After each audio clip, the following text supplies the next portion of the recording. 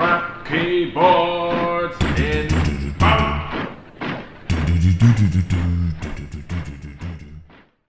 Warning, this keyboard is shit. Viewer discretion is advised. Hello and welcome to this review of my Cooler Master MS120 keyboard. This was a donation from a viewer. Thanks again, May. I'm sure it wasn't a great pain for them to part with it because it's really not a very good keyboard at all. So you're probably already quite anticipating my ire with this diabolical contraption. It's somewhat older now and no longer available, but it was originally paired with a mouse for a combined price of $90, which makes it kind of mid-budget, sub-premium, and my god does it feel like it.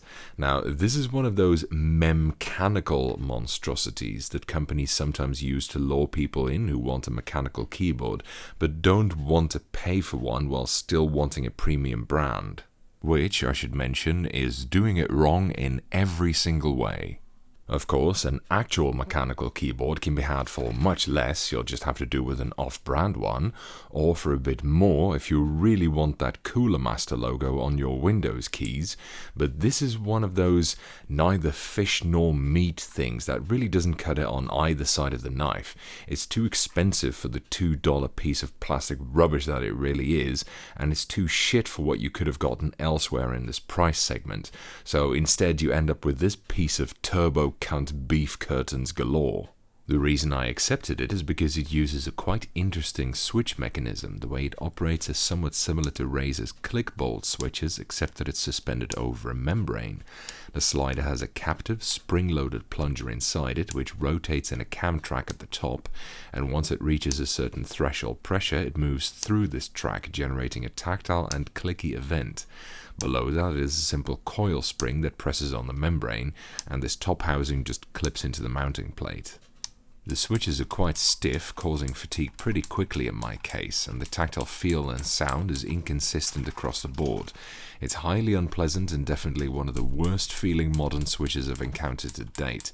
My hands are hurting while typing this script, and I contemplate the error of my ways that have led me to this life. I cry like a baby. I'm not sure what popularized the concept of mem-chanical keyboards, to be honest. To me, these feel like the equivalent of Tiger handheld electronics games. Some done with slider keyboards, particularly a few specific older models, actually had a great key feel, such as BTC done with slider, Scorpius done with slider, etc. I did a whole video on done with slider keyboards, and some of them are really good and can be had for very little money. These modern mem-chanical boards are usually very shit though, and this might be the most offensive mem-chanical turd I've ever had to stick my fingers into. The thing is, this keyboard doesn't feel like it's just sheer incompetence of the designer that led to its shitfulness, like how it is for a lot of ergonomic keyboards, or some of the other ill-conceived anal fissures I've received so far on this channel, like the projected piece of shit, or the peanut butter-proof My First keyboard. This, by contrast, feels like a deliberate attempt to squeeze the maximum amount of money out of the crappiest possible product, and the fact that it was bundled with a mouse, I think, reinforces this because it kind of muddles the idea of what the true price point of this ghastly lump of fecal horror really is. I don't have the accompanying mouse here, unfortunately, but even if it's twice as good as this pool of liquid arse nastiness, it'd still be ripe for the bin. The keyboard itself is built about as well as the average keyboard box. It weighs just under a kilo, or in country-ass units, 5 pounds and 2 buckets of corn. And it's all plastic, with the typical milky white see-through top plate that a lot of these crappy cheap dog turds have. It's a simple way to spread cheap RGB lighting more effectively if you don't have real switches in your keyboard. Speaking of the RGB, it comes with a bunch of lighting modes, including this positively seizure-inducing one. I know that the camera makes it show that it has a lot of flicker, which is why I turned it off after the first 2 scenes, but in reality you can't see it. In truth, the RGB is not that bad, but it's not very luminous.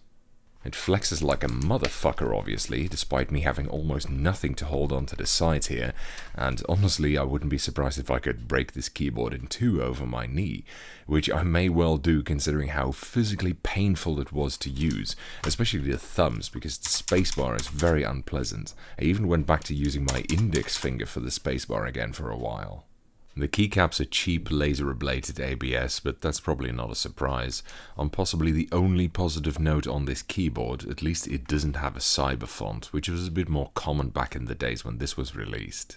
Now, some keyboards have a styling that's very simplistic, and generally I applaud that, but this doesn't really feel like it's got any styling. It just looks cheap to the point of laziness. Which is weird, because most pieces of shit at least pretend to be more premium than they really are, whereas to me this feels like it's just flat out saying, I'm a cheap-ass curbside hooker. I'm wondering whether that was intentional or not. Overall, this is about as pleasant as an outpouring of anal off-gas, and for this price you can have a decent mech keyboard from an unknown brand, as well as a decent Logitech laser mouse as well, so there is absolutely no reason for this product.